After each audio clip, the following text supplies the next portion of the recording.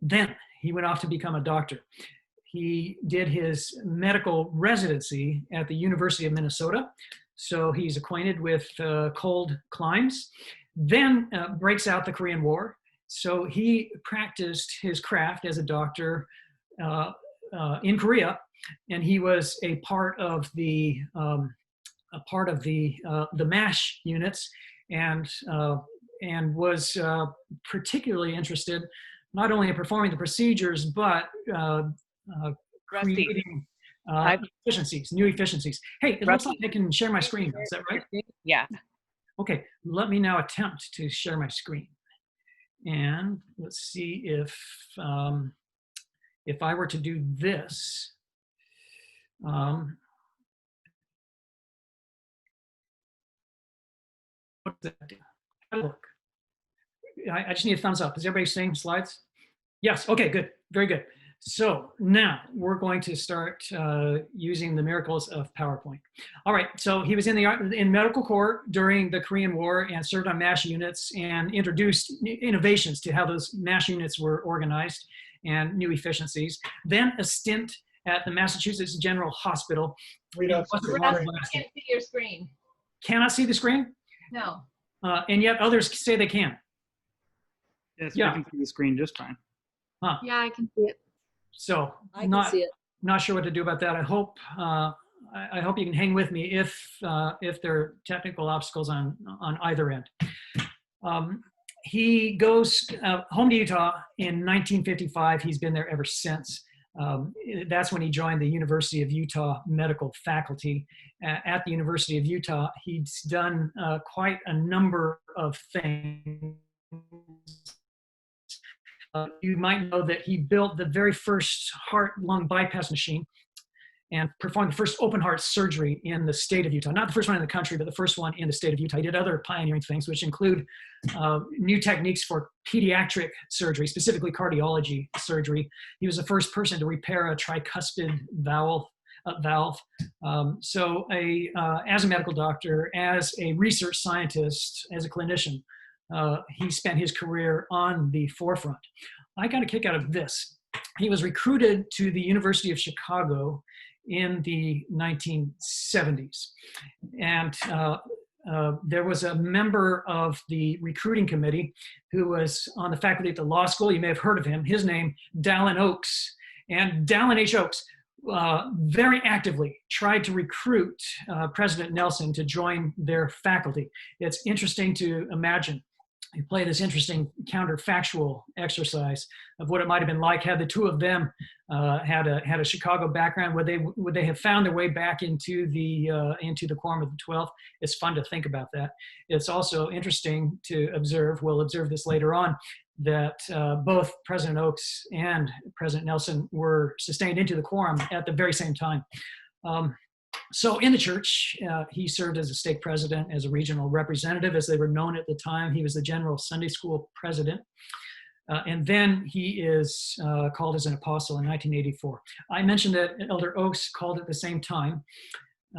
They made the decision, a fateful decision, you could say, that they would ordain Elder Nelson first, which means that he held the seniority. It could have gone the other way. But he was ordained first, which is why he now serves as our president instead of Elder Oaks. As an apostle, there are a few interesting things that we can chalk up to his service. For example, one of his earliest assignments was to work with the General Young Women's Presidency. How many people are aware that President Nelson, has 9 daughters? 9 daughters, and then he had a 10th child, that's his son. 9 daughters, 1 son. So maybe not by accident, his first assignment is to work with the young women, and one of the first fruits of that assignment was something that has been very long lasting, and that was the young women values, their precise articulation, and then the ritual of reciting them. That was President Nelson's work. he did some other things. For example, he worked with the US government as our representative to work on certain kinds of tax deductions for Mormons that are contributing tithes or contributing other funds to support missionaries. He played a supervisory role in Africa and was stationed there for many years. He was there in 2008 when there was an attack in Mozambique, and he was personally caught up in that attack. At a later period, during his apostleship, he was assigned to Eastern Europe, working very much behind the scenes with Eastern European political figures.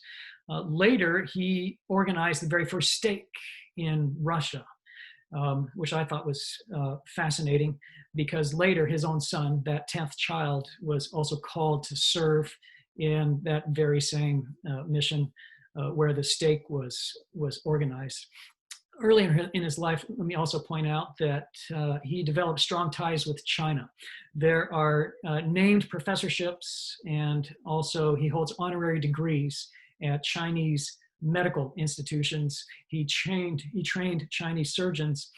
He learned to speak rudimentary Mandarin, and is actually a linguist, knows other languages as well. So all of that as some background. Now, let me talk about the changes that have been introduced by President Nelson. I'll preface this by just telling you how wrong I was. I had no business thinking this. I shouldn't even be having this line of reasoning, but I remember when it became his turn to become our prophet and our president, I thought, well, gosh, as an apostle, he seemed pretty down the line. I'm guessing that he will be a caretaker president, that his priorities will be guarding and defending the status quo.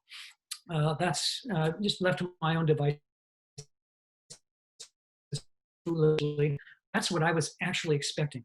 And then suddenly, by our first general conference, I think all of us had our breath just completely taken away from us as he started introducing not one, but handfuls and then dozens of sweeping changes to the way that we do things in the church and the way that we think about ourselves in the church. So this is just, I want to observe that first of all, it's fascinating. It's absolutely fascinating to me to witness these miracles. Now, I thought that I would try to summarize the changes that we have witnessed under his leadership. And so here I'll throw up some slides that are my attempt at summarizing what some of the major things that he's introduced, and it may not be a complete capture. And so you can help me identify other things that I might be leaving out of these slides.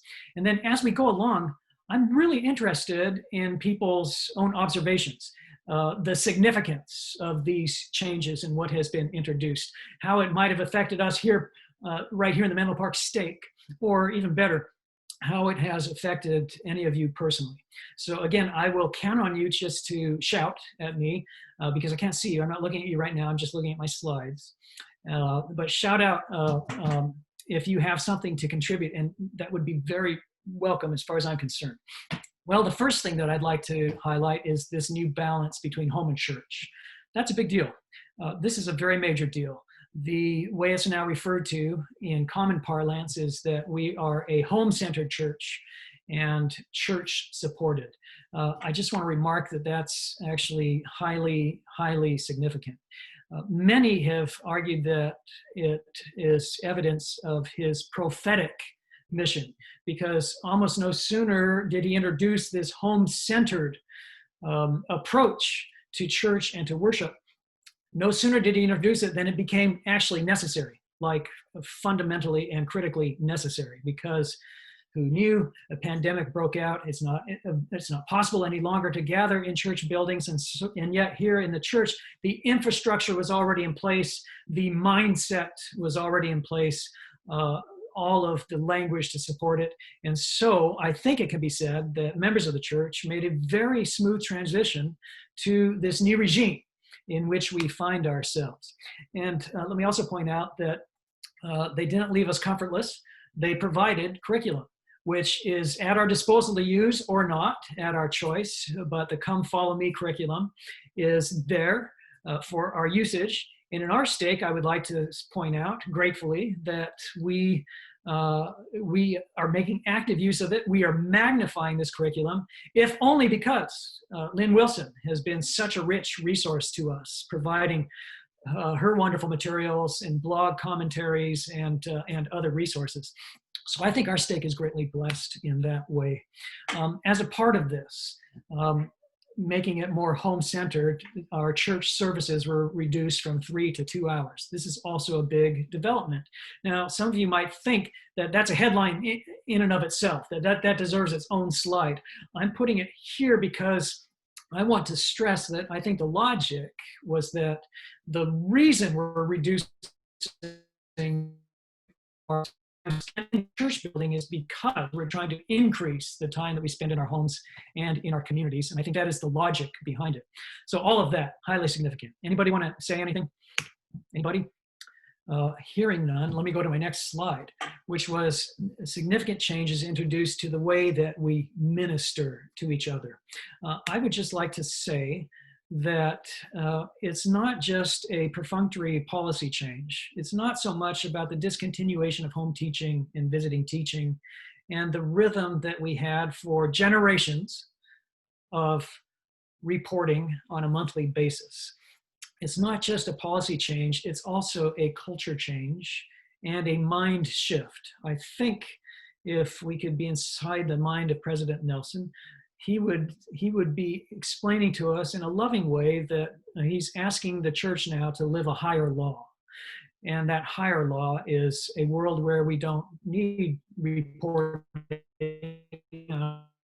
on our stewardship, because of course everybody does this. It's what we do naturally. It's what wells up out of us naturally and instinctively. So of course you don't need to follow up on it. We are ministers. That's how you define a Latter-day Saint. So I think he's trying to take us from a rigid Old Testament approach to our stewardship to a expansive New Testament approach to the way that we relate to each other as brothers and sisters. So part of that, of course, is the new approach to reporting. And in fact, that's the only thing that is tracked by the church structure. We don't actually track the ministering, we just track the reporting, which is to say, we ask Relief Society presidencies and quorum presidencies if they are holding those stewardship conversations and if they're doing those on a regular basis. So that's highly significant. This is also significant.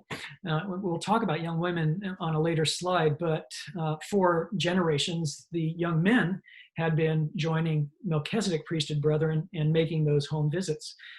Now the young women have that equal opportunity.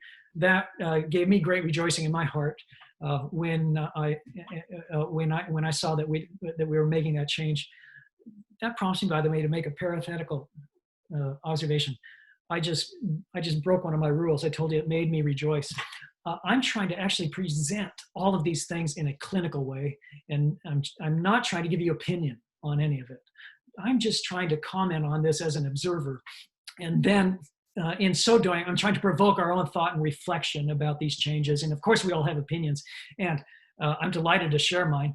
But I'm going to try to stay clinical as best I can. And all of you, I hope you share your opinions as well. Okay, any thoughts on the ministering changes? Anybody want to chime in there? Hearing none, I'm going to go next to the consolidation of the priesthood quorums. Big news, very big headlines. The high priest quorums have been eliminated. Now all of the men are in one big quorum. This is a significant change to the priesthood. It's also a significant sociological change. We used to segment the brethren by age, not necessarily by age, but effectively by age. And we did not do that on the women's side. Now there is parity between the men and the women in the way that they are organized. And so that's been a significant shift for certainly for the brethren.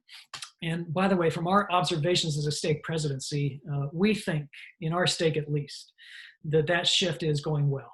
It's actually been it's been fruitful, and we've seen quorums thriving as the young single brothers and the young fathers are now sharing their church time with the seasoned grandfathers and the others who are longer in the tooth. So it seems to be playing out very well, at least in our stake. Now let me talk about the new program, the new approaches that have been introduced for our youth. The first would be that we're no longer doing the one-size-fits-all. We used to have actually what I think outside observers would call a very rigorous and very rigid approach to the youth. Highly specified, highly specific, lots of hoops that we asked our young people to jump through, including the scouting program with all of its merit badges, and including the young women's program with all of its value-centered activities, and then the whole duty to God thing that was also a part of our youth curriculum. So highly programmed. All of that is basically gone. Now we just have a regime in which the youth are encouraged to set their goals, but to do that in a way that is personal to them, and then a structure of mentors, guides, adults that are called into the program who are their friends, and try to play a role in helping the youth achieve the things that they are most interested in achieving. That's highly significant. It's also significant that we retired some of the nomenclature, so we no longer call our young women beehives or Maya maids or laurels. That was actually something that had been a real conversation topic for a lot of young women, and so that was then we got rid of the calendar year. I'm sorry, we actually what we did, I'm sorry, what I meant to say is we introduced the calendar year. And so now you just advance into the youth program at the beginning of the year, which is January. And if you happen to be age 11, no matter, you can be ordained a deacon. So we don't have this phenomenon of the youth trickling into the program, but actually now all of them will be in the program at least by age 11. Some of these programs are beginning at the age of 8. This is very significant because for, I don't know how many decades, but approaching a century, we had had a formal relationship with the Boy Scouts of America. In fact, that relationship was of primary importance. It was foundational importance for the Boy Scout organization. We discontinued that involvement. So that was a major development for certain. We've also dissolved the young men's presidencies. Now the bishop serves as the president of the young men. He's supported by other brethren who he calls into the program, but he stands alone as the president. We've also reorganized the young women into classes that are not rigid by age. Every ward gets to organize the classes as they see fit and the presidencies as they see fit. So that's highly significant. And then let me just throw out here that there were many who were deeply concerned about the practice of interviews with the youth and how those were happening behind closed doors. New guidelines have been introduced for leaders that are conducting these interviews with the youth, and they're significant. And they're considered to be significant both inside the church and outside of the church by outside observers who have long made comment. So there's some major changes that we can reflect upon with the youth.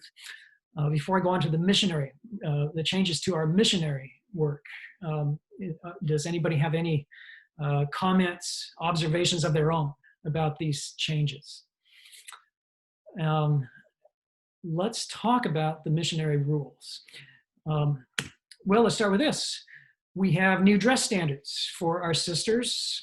Early in his presidency, it was announced that sisters didn't have to be wearing dresses and skirts all of the time, that pants would be okay.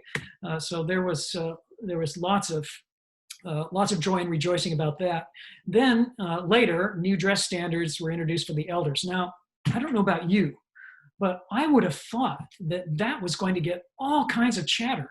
And maybe I'm the only one, but I didn't hear it. My computer did not explode when that announcement was made. The announcement, by the way, is that missionaries don't necessarily have to be in coat and tie. They can remove the tie, and they can proselyte in shirt sleeves, and it doesn't even have to be a white shirt. It can be a blue shirt, such as the one that I'm wearing. Now, when that broke, I would have thought that my computer would explode and my phone would explode and there would have been all kinds of commentary, and I didn't see it. Maybe that's just me. But what I was led to conclude was that people are getting so used to the bombshells and the major changes that it's not a thing anymore. It's just not, it's not getting the same kind of reaction that it once did, because we have become a dynamic institution that is constantly changing. Missionaries are now allowed to call home or to FaceTime or to otherwise communicate with families on P-Day. That's a very significant sociological change, because we used to have this approach that it really wasn't unplugging, and that it was supposed to be a 2-year or an 18-month exercise in full-on distancing, no communication other than the written word, and that's part of the monastic aestheticism of the missionary experience, but that's gone. President Nelson is inspired that shouldn't be the case with our missionaries, that they should stay connected. Then service missions were introduced. Well, there have always been service missions, but they have been introduced in a way that will allow more young people to serve in a way that is tailored and perfectly suited to their own capacities or their special circumstances. Our stake presidency has been delighted by this, because we have many members of our full advantage of these new and expanded opportunities. So that was a very significant change. Also, this is a minor thing, but you don't wait for your missionary call to arrive in an envelope any longer. You can find out about it online. I keep waiting for people to interrupt me. I'm not hearing them.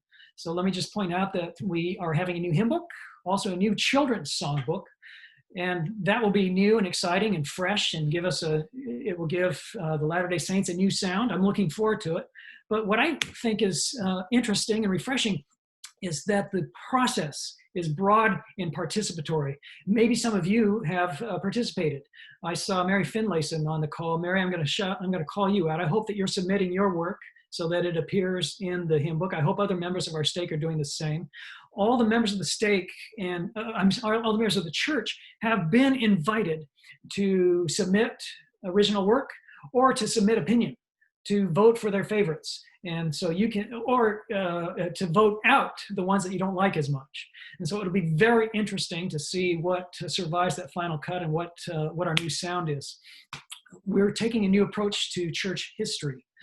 What might that be? Well, a couple of things. The first is that we've published a new history.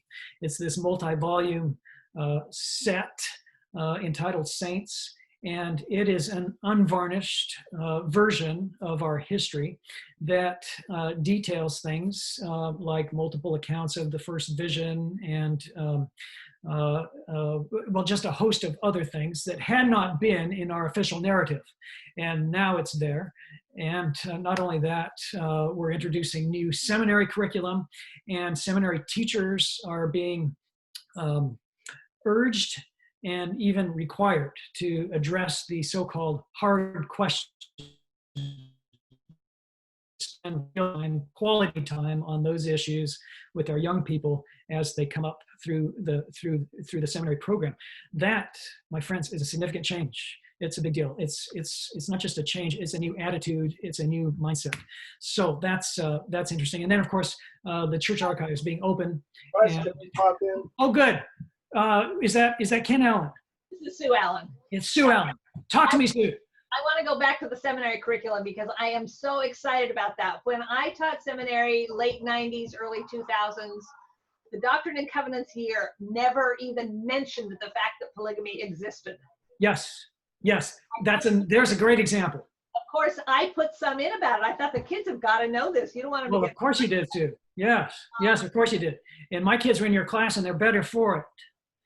And the other one we wanted to pipe in on was the dress standards for missionaries. So President Nelson loves Russia, and we were serving there, and they changed the dress standards in Russia well, there are no missionaries in Russia. They're all volunteers.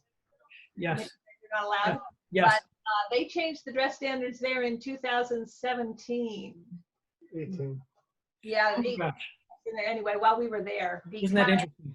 they wanted them to blend in more. They wanted to be able to talk to their peers and feel like they were part of them and not look like they were CIA, which everybody in Russia thought they were. And Yeah. I ended up financing all the women's slacks. Oh, yeah. Oh my gosh. Yeah, the church bought slacks for all the women, young women missionaries in Russia. Had no idea.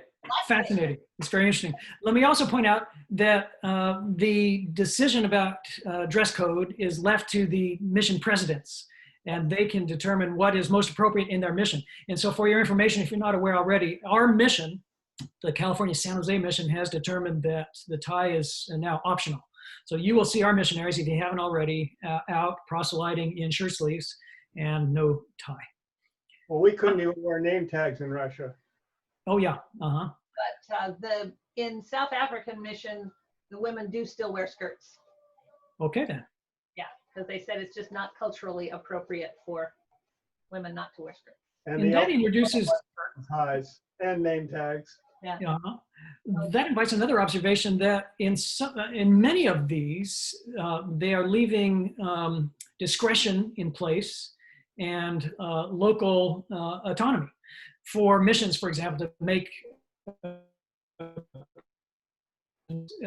appropriate to their local circumstances. So that seems to be a part of this regime of change. Let's talk about the new format for General Conference. Here I'm referring specifically to the General Women's Meeting, which had not been the case. General Conference used to have no women's sessions. Then they used to have a session prior to General Conference. Now they have a session every year, annually, a General Women's Meeting. So that's significant. I want to talk about temples. And please keep interrupting me if you have other observations. President, another question or comment for you. Yes, Eric. The high priest group and the young men's president change has implications to the ward council makeup and demographic, which I think is interesting. I think so too. And just say another brief word more, Eric, please. Oh, so the ward council is smaller, and notably there's fewer men. Yes, yes. Very good. That's an important and significant observation. Let's talk about temples. Well, first of all, President Nelson has now announced 35 new temples, and that's the largest number that any prophet has ever announced. This includes temples in China, details to be determined, and a temple in Russia. And you see this coming back to his earlier ministry, where he was active in both of those places. Then changes to the ceremony itself. These changes elevate the role of women and elevate the role of Eve. They also streamline a number of things, and so that's been highly significant. There are changes now to the temple clothing and the way that it is used during the endowment ceremony. And then all of this, in a very transparent way, has been published to the world. You can now go to YouTube and watch church videos that explain the garments and explain our temple clothing. The questions that you are asked for a temple recommend have been revised. They are now clarified. They're streamlined. They are not dramatically different, but the clarifications were important and they are significant. And then I just think it's very interesting that for the first time in the history of the church, all 15 apostles were gathered for the dedication of the Rome temple. That was a truly historic event. And the president of the church called on the Pope at that time. So that was really quite marvelous. More to do with temples. Now single men are allowed to be temple workers. And the original temples, Salt Lake, Logan, St. George, they are now being renovated, undergoing historic renovations for the first time. This one is also just enormously significant. The one-year waiting period has been removed after civil weddings. So it's now possible for non-member families who marry into an LDS family to be more, to have a higher role of participation in their children's marriages. And that's a change that was well, it was enormously welcomed by all kinds of people. Now, here's our last slide to just talk about other miscellaneous changes, and keep chiming in if you would. We now have a newly revised set of handbooks, handbook of instructions. They've been revised throughout his tenure, but just last week, a new set of handbooks were issued. Changes throughout. The changes were detailed in a press release, and so there's transparency in the way that the church is talking about things that used to be considered highly private.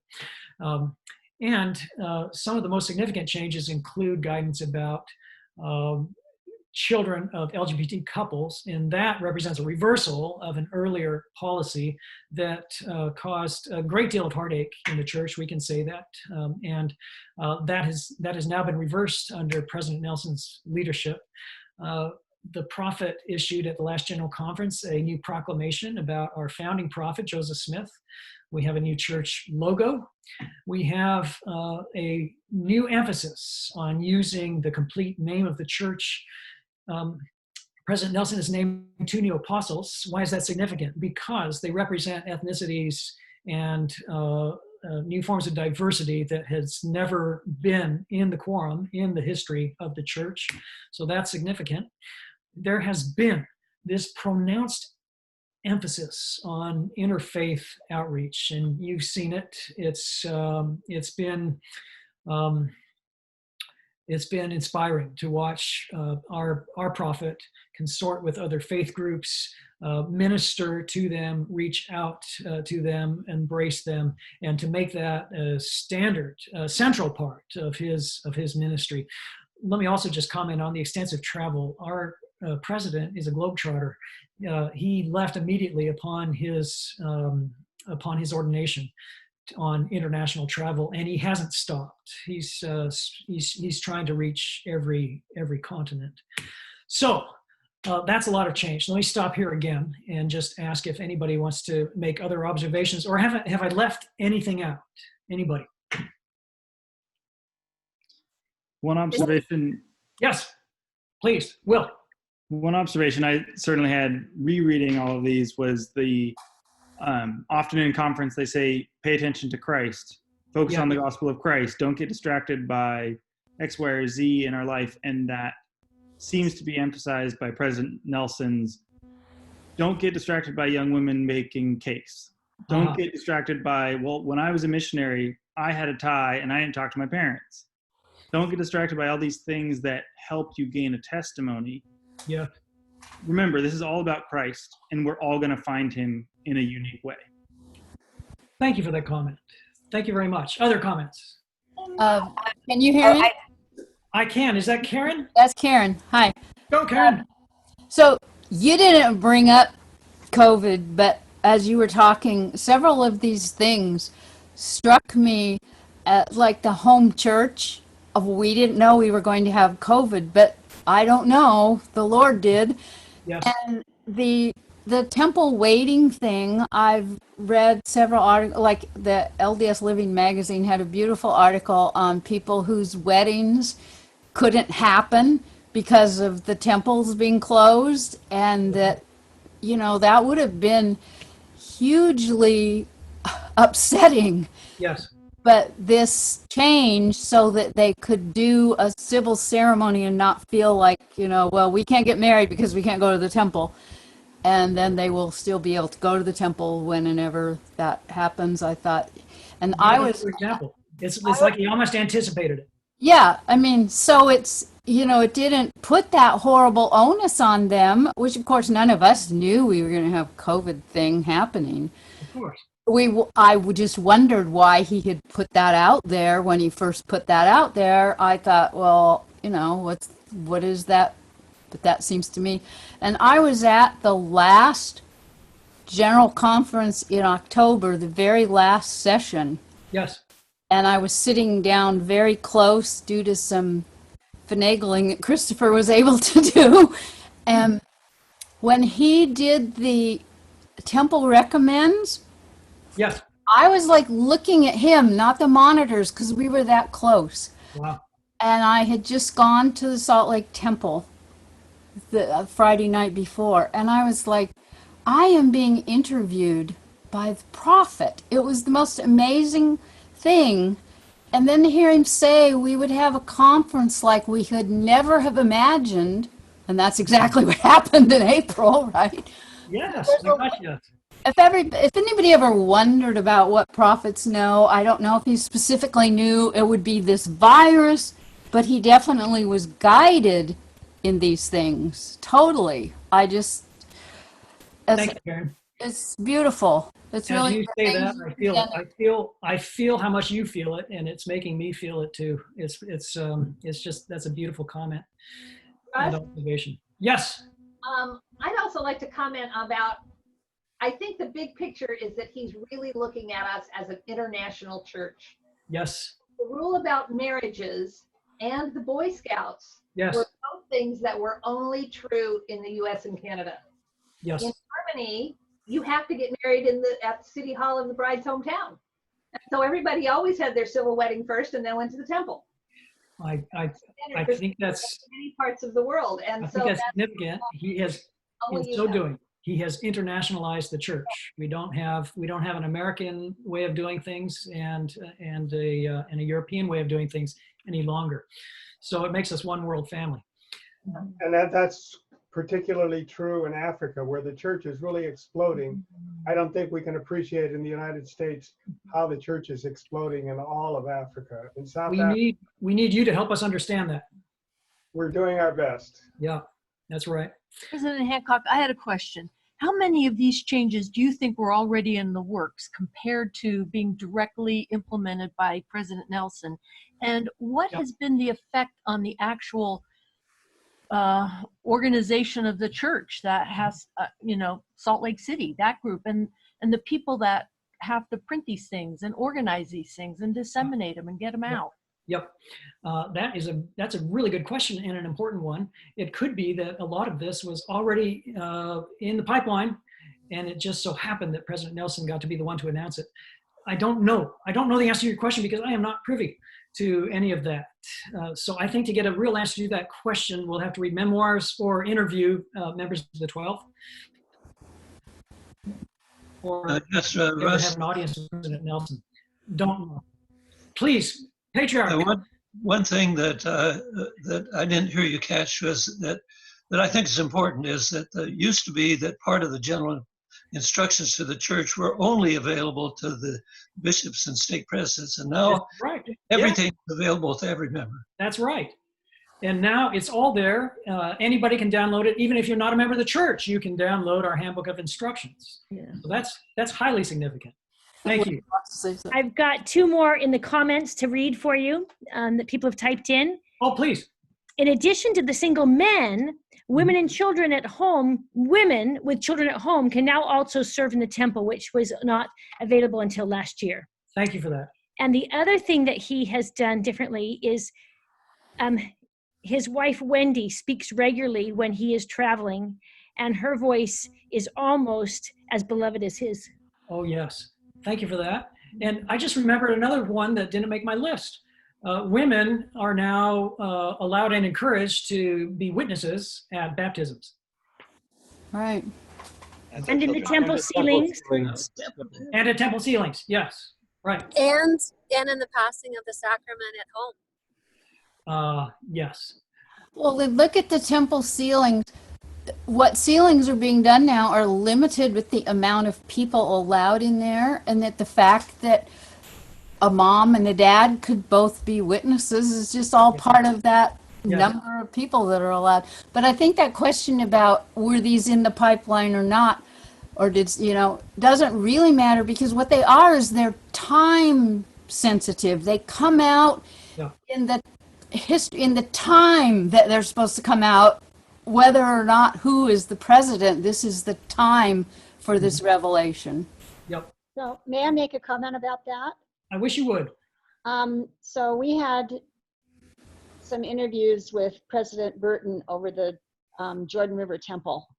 He's temple president there, and he shared that exact thing with us. He said that it's so interesting to know that many of those things have been what he called in the refrigerator for a while. Uh-huh. But President Nelson was the one that needed to bring them out. And so Yeah. they've been in the works for a long time in the preparation that needed to be done long before they were ever announced. Mm-hmm. And I think to me, that just shows the greatness of revelation given to the prophets. You know, it wasn't only President Nelson Yes. that prepared for that. Other prophets before him, they talked about it, and it just wasn't the time. So it was put in the refrigerator until it was the right time to come forth. And we are so blessed to have revelation and to have a living church. Amen, sister. Thank you. Thank you for that. How about? Oh, sorry. Oh, please. Can I make a comment real quick? I wish you would, Elise. Thanks. I think just kind of stepping back and looking at the overarching theme, or there are a lot of themes with all these changes, but one I think is trust. That I feel like this is a reaffirmation that the Lord trusts each of us, Yes.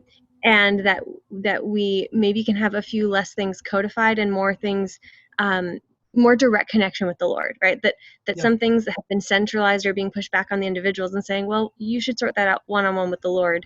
How you organize your Sabbath, take more time with your family and less time with the group. And the other theme that really stuck out to me was equality, especially across genders. And that theme seems to exist in the young women's and the way we're reorganizing the priesthood. Obviously in the temple, that there's a push to focus on like parity between genders, which I think is great. Yes. Thank you for that observation. Yeah. Well, I think that I'm actually supposed to stop in a few minutes. So how about if I make some overarching observations and see if that's sparks or ignites any final comments from our group. Here's the question: what do we make of it all? I would like to throw out a few observations of my own. Here's the first. I would like to say that the church is a dynamic organization. That means that the church is not static. It's actually changes. It's a changing organization. Now, there are plenty of people who never view the church as an organization that changes. In fact, they viewed it as one of the least changing, slowest moving organizations on the planet. This is how people have typically thought about our church. That can no longer be said.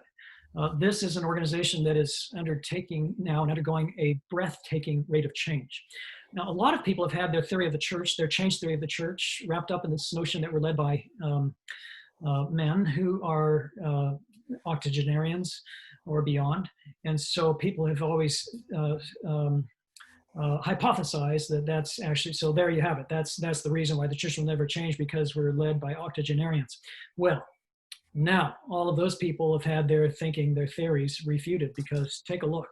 All of this is happening at the behest of a 95-year-old. So it's we've had to actually rethink that whole business. So there you have it. And by the way, this 95-year-old, it's almost comical. It's almost theatrical. It's like he's enjoying this. Am I the only one that's seeing that? He is having fun standing up in front of the church and announcing these changes with dramatic flair and with theatrics. It's sort of like when Steve Jobs would always say, "Oh, and one more thing." He's doing that at General Conference, waiting for that last session, having everybody sitting on the edge of their seats. So that's been fascinating and, frankly, a lot of fun to observe. Here's my next observation. We need to have wisdom and insight as members of the church about three things. There are three things that are amenable to change. The first is our doctrine. The second is our policy. The third is our culture.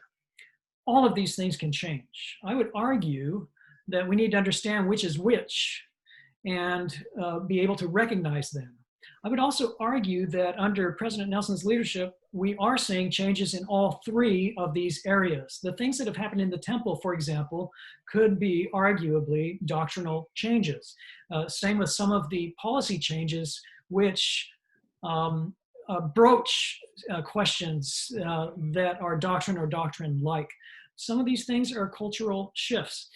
We, as members of the church, always need to understand what these three things are, where their boundaries are, where those boundaries may be permeable. And that's going to take growth and maturity on the part of the membership of the church. But make no mistake, all three of these things can change. We know this because it is our doctrine. Don't ever forget, we have an article of faith that states that, that we are a church of continuing revelation, that many great and important things are yet to be revealed. So that's my next observation. Let me venture next this observation. This is an opinion. Some of you might like to argue against my opinion, but I would argue that change is actually good. I believe that change is good for people. I also believe that change is good for organizations. I believe that change is good for people because I think that's actually our purpose in mortality. We're supposed to be born into our skin and then experience a process of growth and maturation and hopefully become, hopefully gain our salvation and become deified. All of that requires fundamental change of our heart, our spirit, our character, our soul. We should embrace change. Another word for change, by the way, is repentance. Sometimes those words can be used synonymously. So I would argue that change is a good thing. Is it a good thing for organizations as well?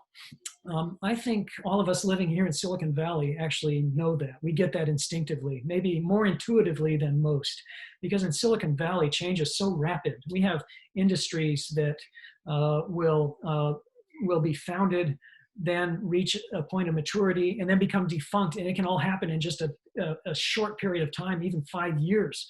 You can have whole industries come and go. So in Silicon Valley, we know this. In fact, if you're in a startup company, if you don't change, if you don't pivot, you will find yourself a has-been or out of business altogether. So I want to say that in Silicon Valley and in our stake, that is our mindset. We embrace change. It might not be the mindset throughout the entire world.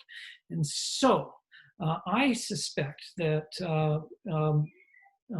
members of the church like ours here in the Menlo Park Stake have an opportunity to be on the vanguard of change and to be change agents ourselves, and not waiting to be instructed in all things, but we can be the kind of stake where we're actually working at the grassroots to find the and more effective ways of being true ministers and true disciples. I think what President Nelson is suggesting, and this gets back to Elisa's point, is that this is how we should be thinking about ourselves as disciples and not just as an institution. If I may, I'm going to throw at you a very long quotation, and it comes from B.H. Roberts, and this is actually one of my very favorite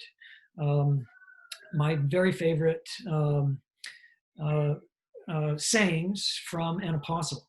And Elise, I'm wondering if I can just put you on the spot and ask you if you would read this for the class. Are you there, Elise? Sure, yeah, I can do that. Please. All right.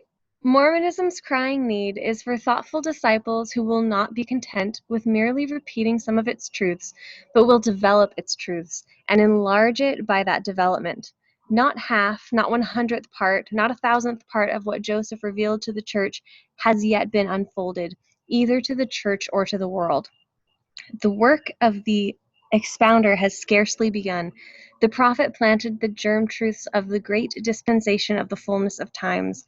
The watering and the weeding is going on, and God is giving the increase, and will give it more abundantly in the future as more intelligent discipleship shall obtain.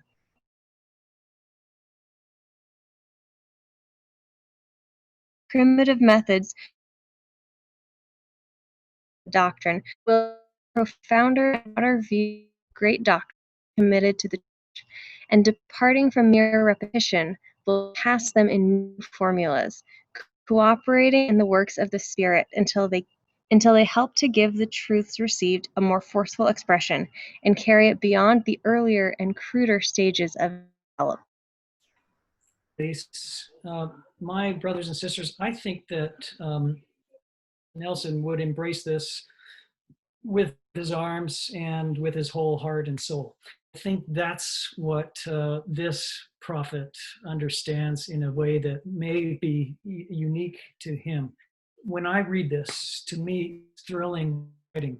And if I also may, I just want to that our stake president is this kind of president. And I want to say what a privilege it has been to work with Dow Wilson for the past 9 years, because it's the kind of stake that he has wanted us to, the stake that is and the, okay, really, let me just point out that the pace is quickening. I think that we should not be troubled by that. I think we should be excited by that.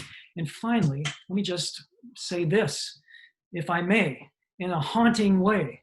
What if there is so much more that the Lord intends? What if there is so much more that President Nelson would like to do, but we're not ready? What if it's us that is holding back the great revelations that are yet to be revealed? I think that we should be examining ourselves so that we are the people for the Lord can out all. This is what I am hoping for. That's the church that I want to belong to. And because we're out of time, I'll wrap it.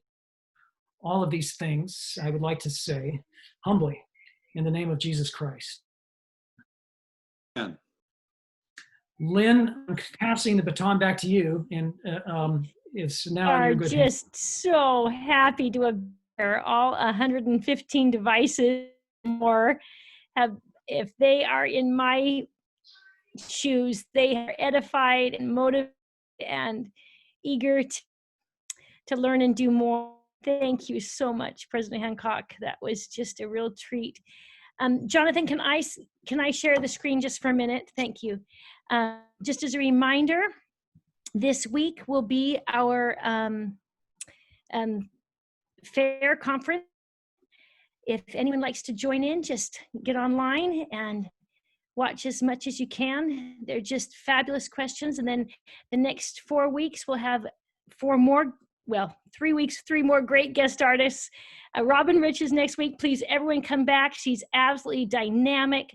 Love the way she thinks and communicates her thoughts. She's very fresh and committed disciple of Jesus Christ. We're so grateful that we have her on our panel. And then Dan Peterson and Jack Welch probably need less introduction if you are from BYU, but if you're not, they are also at the top of their game. But let's close tonight humbly and gratefully. Thank the Lord for this great opportunity. And I've asked Matt, are you still here, Matt? Can you give us our closing prayer? I didn't even remember if you said yes. And if not, I'll ask. Which Matt? You know, I usually stick with the members of my Institute committee. But I'll take any Matt at this point. Our dear Heavenly Father, we thank Thee for this chance to gather together virtually and to learn of the changes that our president has made to help guide us and to help us draw closer into Thee. We ask that as we strive to follow Him, that we can be successful in becoming more like Thee and in elevating the church to prepare for the second coming of Thy Son. And we ask and pray for these things in the name of Jesus Christ. Amen. Amen. Thanks for joining us. I also forgot to mention that at the same class is going on, we have a personal finance and independence. We know that this pandemic has been difficult for many people, and so the Hortons are leading a great class also on that at the same time. And if you'd like the website, I can pass it on next week, or you can just get on the stake webpage and find it there. But God bless all of you. Thanks, everybody. I'm just thrilled for this hour. Thank you. It's just been Good heaven. night. Good night. Thanks, Russ. Thank you so much. Thank you. I meant to finish reading all the other statements, but they were really profound. I had a chance to look at Emily Boyles and a few others chat room on there in thought. They were great. I'm sorry I didn't get. Lynn, go ahead and read them because it's a tiny print. Okay. If I can find them again, open up my website. Here we go.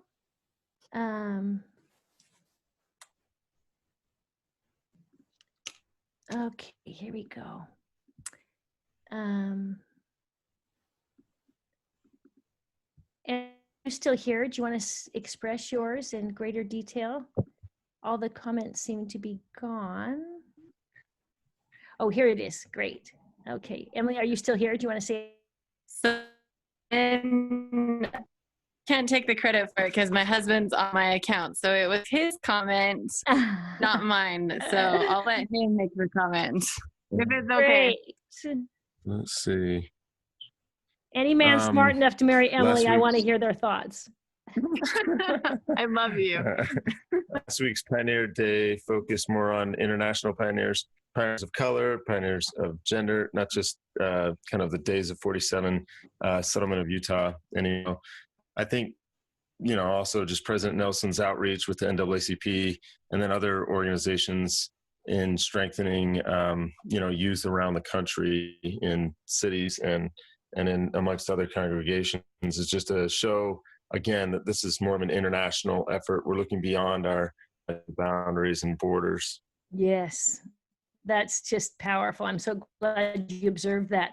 And we didn't even mention the prophet's stance on, I want to be part of the solution for COVID. Yeah. And I'm going to call too fast COVID. Right. And we're going to pray for the scientists to find solutions. And we are going to wear masks. And we are going to be socially distant. We didn't even get to those parts. So that was great leadership. Trina, do you want to talk about yours too? I'm sure. Or do you want me to read it? Sure. No, the emphasis overall, again and again and again, on the Spirit and how we need to have that personal connection. And both him and his wife talk about how much more the Lord is willing to give us if we ask, and how they constantly are taking away all of the rules. I mean, I remember when they took away the girls' camp, the certification and all, there's everything that's been spelled out so specifically in the church. They're taking it away, and they're asking us to use the Spirit in our individual units and our individual wards and callings. And I love that. It's not just that it's an international church, but it's a personal church, and it's for the one. It's not just for a group. It's for each individual person in their individual circumstances. Yeah, empowering, isn't it? Yeah. The buck stops here. Everyone has to be responsible for their own. That's just fabulous. Well, and then I think my favorite part of the youth introduction was the fact that not only is it personal goals, but it's to do the things that you want to do. It's not what you should do or what you're supposed to be doing. It's what you have a desire for. Mm-hmm. Yeah, that's great, Trina. Thank you. Gabriel, did you want to add your comment? Hey, my internet connection's kind of messed up, so I hope you guys can hear me. Yeah. I forgot it was Nelson or somebody else, so I didn't bring it up during Rusty's talk. But I definitely remember an emphasis on the various prophets in General Conference and other places where they've been talking about how each of us has a role to play in the continuing restoration, that it's not a restored church as much as it's a restoring church. Mm-hmm. And I think the B.H. Roberts quote that President Hancock included very much summarizes that kind of emphasis. Yeah, great. Thank you. Oh, that was sweet. I think the others I'll just print off and give to President Hancock. They aren't as much for the rest of the group as they are just to him for coming. I did want to add one thing that I know a little bit about when we discussed the pipeline and that the Lord inspired others to get things ready, and then they were in the refrigerator. That was such a great image for, and then the prophet was the one that get them to take them out. And that is on all the temple changes that have been done, and we know that there is many more that are coming because of COVID. And those things have been in the pipeline for a few years, and it was our prophet who would listen to them. But as you know, those of you that have classes, we've talked about them as they first came out, when Dow's brother, Elder Larry Y. Wilson, to the Temple Committee, and he had a list from people that wrote in and his own research, and he sought for more research. I got many emails from him saying, okay, help me with the Hebrew on this. What is this talking about here? And who should I talk to this in Greek? And are we really portraying this correctly? He had 101 changes that he submitted to the prophet. And I feel like by small and simple things cometh that which is great. And that's why it's so dear to hear President Hancock's challenge at the end saying, are we the one that's holding back? I really believe, in fact, some of you on this call, as I've seen your names, also submitted changes to the temple department saying perhaps this might be a little different.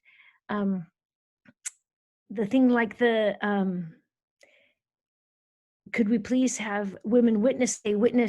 We have women witnesses during the endowment. Why can't we have women witnesses in the ceilings? And I have heard 2 or 3 people that said they submitted that. And I asked my brother-in-law on that, and he said, oh, we had hundreds who suggested that. When people wrote things in, considered them, they prayerfully worked them through. And then we had a prophet who listened. And anyway, I still think that we each have a great role to play in all of this, and not that we would ever show disrespect to our dear prophet and suggest that we know more than he does, or that our timing is different than the Lord's timing. But as I look back at Moses, I realize Moses did not want to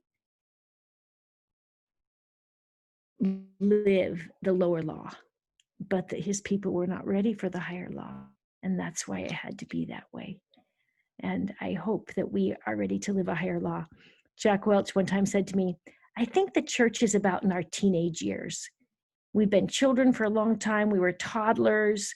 We were exploring in our early teens, and we're growing up. And I like that image. So thanks for your great support of our president, Hancock. He'll be released on Sunday, and come join us next week for Wonderful Robin, and the week after with Dan Jack Welch. And then the next semester will start on September 8th. As I mentioned earlier, we'll have one class for any age at 7 o'clock, and one class for specifically single adults at 8 o'clock. And I will do one day. And whoever chooses the hour is fine with me. So Marla and a couple friends from our stake are going to send out questionnaires and get the best day and time. With COVID and online schools, it's going to be really hard. So, but in that daytime class, I'll be teaching the signs of the time in the book of Revelation. And we have some other nighttime classes still being worked out. So God bless all of you. Sweet dreams. Love seeing you. Thanks for coming out your faces. I like the faces. It's great. Thanks, Lynn. Good night. Good night. And thank you, Jonathan, for coming and saving the day for us. Thanks, Lynn. Thanks so much, Lynn. Good to see you, Ariel. And Donna and everybody. Hello. Bye-bye, Tita. Thank you. Bye-bye, Lynn. Thanks a lot. Good to see you. Good night, Tom.